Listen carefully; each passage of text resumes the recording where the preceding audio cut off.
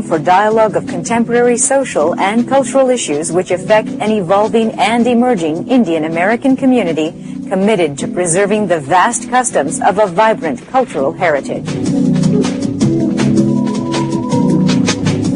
Welcome to In Conversation, folks. We come to you from Washington, D.C. My name is Ramesh And I'm Sonya Gavankar. Center for Disease Control is predicting that 40% of the American population may be subject to the swine flu virus called H1N1. That's a huge slice of population. Are you worried? I am not worried at all. Why? Because I get the flu vaccine every year, and I still get the flu. And I will probably get the H1N1 virus, like the rest of the 40% of Americans. And what I think worries people, I think a lot of people get concerned because they hear 40% are going to get the H1N1 virus. Up to 40%. Thank you. Up to 40% may get the H1N1 virus. That doesn't mean 40% are going to die, though. So it's going to get sick for a couple of weeks. No, it's of course it's a different kind of a flu. Generally, the flu affects the very young ones or the old ones. Mm-hmm. But this swine flu, because it rapidly goes around the population, it infects all ages. Here's something that makes me wonder about that young people who I would probably say were 20 to 40-year-old in that age group. Maybe the reason that a lot of people in that age group are getting the swine flu is because they have money to travel and to go and visit places and be in large groups, and that's why they're getting infected. Maybe? Just a thought. I don't know. I'm still not worried. I'm still not worried. It's the flu.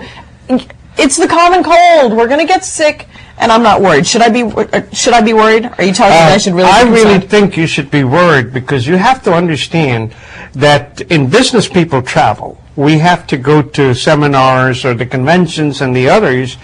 But when you see that up to 40% can get it, you are sure going to pick it up. It's as contagious as that. Remember, folks, around the world, they're predicting 2 billion people are going to get affected. I mean, that's like 25% of the world population is going to get it. Yeah, we need to get word about it. You're right that those who are sick probably should not travel so that some of the people who are not having flu can stay away from it, don't get it.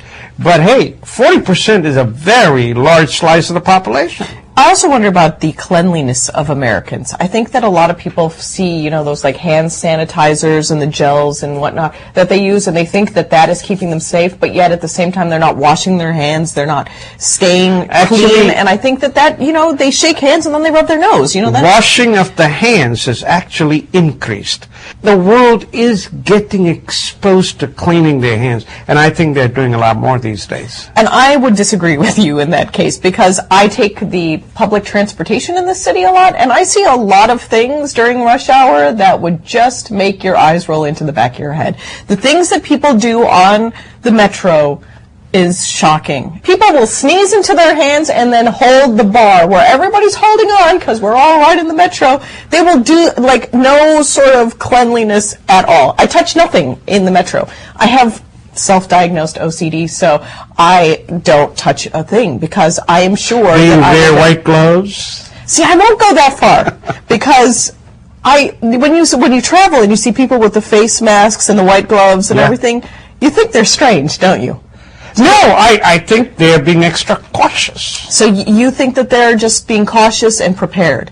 Absolutely. I laugh at those people. Really? I just snicker at them and I go, really? Come on. Maybe they have H1N1 and they're trying not to give it to somebody else. They're being responsible. That does not protect you from H1N1. If you wear a face mask, it will protect you from getting H1N1. It will not protect others from you having it. H1N1. I'm not worried, but yet I know all these random facts. Let's move on, folks. The other story is the new ambassador, Meera Shankar, from India, has written a op-ed piece in India Abroad. I was just looking at India Abroad. I came through it, and I looked at it, and I said, well, this is a very smart way of doing this.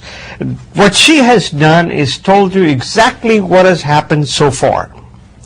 So that was on someone else's watch.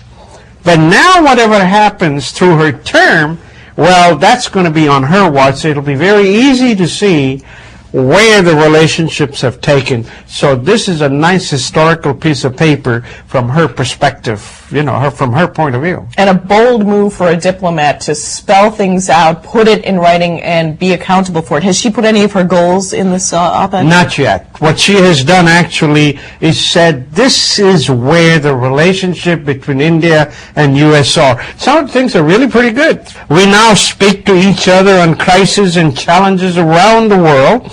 We are, for example, working together to advance our shared goals in Afghanistan. And of course, they have space cooperation, they have joint exercises, and they have just given space for 2 nuclear plants for the United States. They are a lot more friendlier now. One thing I remember I complained about 10 years ago is how come Indian Prime Minister and the others don't come in the country often? Every year they're over at the UN. They can very easily come to the White House every year. Right. It should happen. So I hope one of her goals is to make sure Prime Minister Manmohan Singh is a frequent guest of President Obama. What do you think about her putting goals in writing for her term? Do you think that that would energize the Indian community and conversations about the Indian community? I don't know whether she can do that because, after all, diplomacy is a shifting thing. At any time, you may have to take a different position.